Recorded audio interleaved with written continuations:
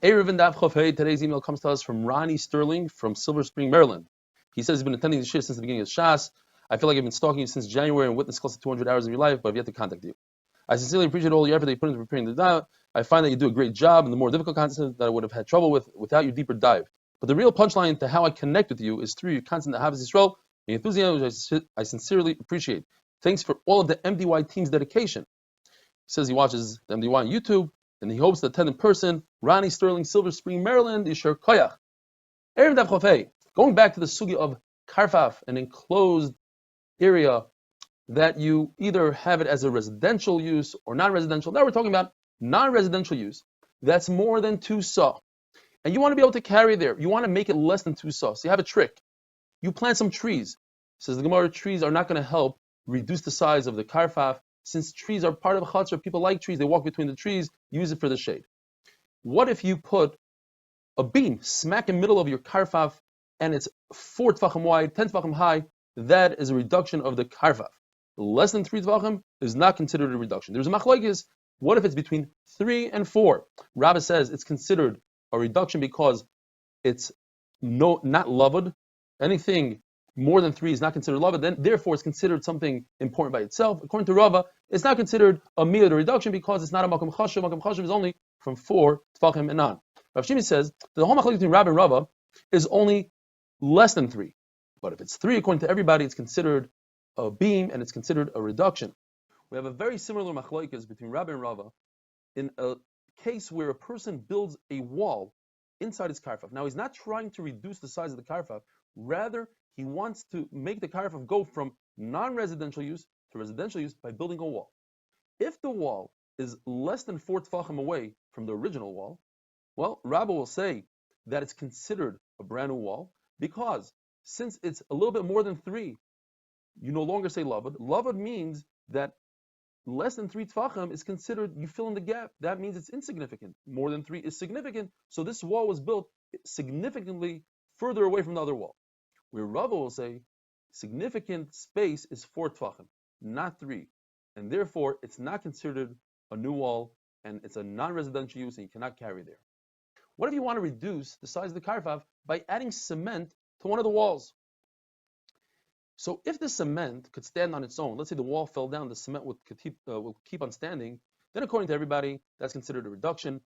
If it cannot stand on its own, Rabbi says it's considered a reduction. Why? Because right now, the fact is it's standing and it will stand as long as the wall stands, and therefore it's able to reduce the size of the karfaf. According to Rava, it's not considered anything since it can't stand on its own. It's not a reduction.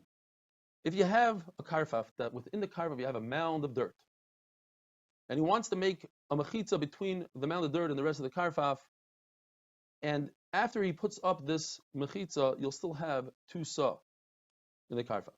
If this mechitza is distanced from the mound of dirt 4 tefachim, that mechitza works. Less than 3, or if it's on the mound of dirt itself, according to Rav Chizda, who holds that a mechitza on top of a mechitza works for Shabbos, it will work over here. In other words, I could build another mechitza on top of a mechitza. However, when it comes to acquiring the property of a ger who died without any children, without any inheritance, without any yarshim, it does not work. Rav Shimon says such a mechitza on top of a mechitza does not work even on Shabbos. However, he admits that if you put a mechitza on top of the mound of dirt, since on top of the mound of dirt there are no mechitzas, the only mechitzas there are halachic mechitzas, but he's living there without mechitzas, therefore these mechitzas actually accomplish something, and it'll be a mechitza. If a person takes a turnip, puts it into a hole, a crack in the ground, in other words, he doesn't stir up the ground, he just puts it in there, and later on it grows, he didn't accomplish anything. It's not as if he did something to the actual ground to acquire the inheritance of the ger. The same thing would apply that if you put a mechitza on top of another mechitza and it was swallowed, the bottom mechitza, the original mechitza, is swallowed up, the mechitza you have left over is not enough to acquire anything. There was actually a story the Gemara tells us that a woman didn't know about this halacha, and she wanted to acquire the property of the ger who died, and she built a giant mechitza around this property, spent a lot of time and money.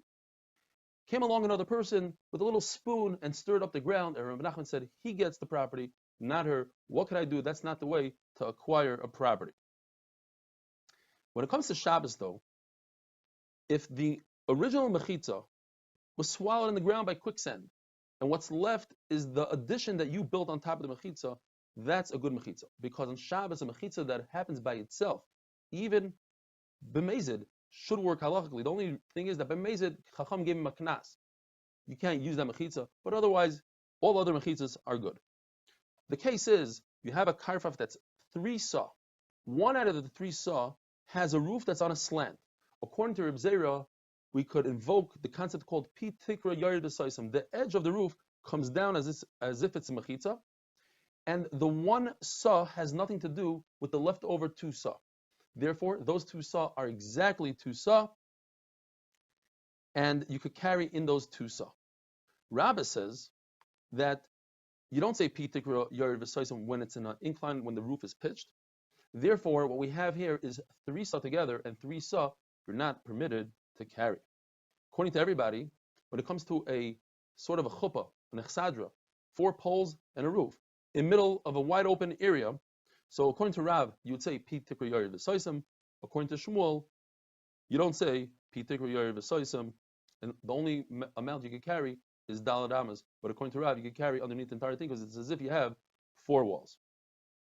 If you have a karfaf that's back to back with the chutzner, and the wall between them falls down, what happens is the karfaf now went from 2 saw to slightly above 2 saw, because the area where the wall once existed combines to the karfaf and makes the karfaf larger.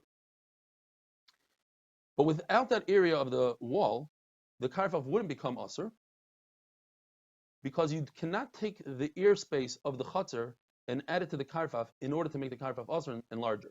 Because the ear space of the chutzner is mutter, it's sukaf ladira, you're allowed to carry there. The karfaf was mutter. You can't take one thing that's mutter and add it to another thing that's mutter and create an isser. If the karfaf has gifufe, meaning it has walls that you could see from when you're standing in the karfaf, you could see walls, that closes off even the space where the wall once existed. We have an imaginary line where those walls are, and you don't use that area to add it to the karfaf. If the karfaf is usher to carry in, and the chutzner does not have gifufe, in other words, the chutzner is narrower than the karfaf, and when you're looking from the chutzner to the karfaf, you don't see any walls, or the gap, the breach, it was breached more than 10 amas, the chutzner is also usher to carry in. The Gemara tells us a story. There was a mansion, and in the backyard of the mansion there was an orchard. And leading from the mansion there was a wall with a door in it that led into the orchard. That's the only reason why the orchard is considered residential use, because there's a door leading from the mansion into the orchard. Without that door, it's a non-residential use. What happened was the entire wall with the door fell down. In order to keep the residential use of the orchard, Rabbi Bibi said we could use the interior wall of the mansion. Says Rav Papi, and it's a very strong language, just because you come from people that are short-lived, it doesn't mean that what you say has to be short-lived. In other words, it doesn't stand on any feet. It doesn't make sense what you're saying. That interior wall was made and designed for the interior use, not to protect an outside orchard. And therefore, you cannot use that wall. Have a wonderful day.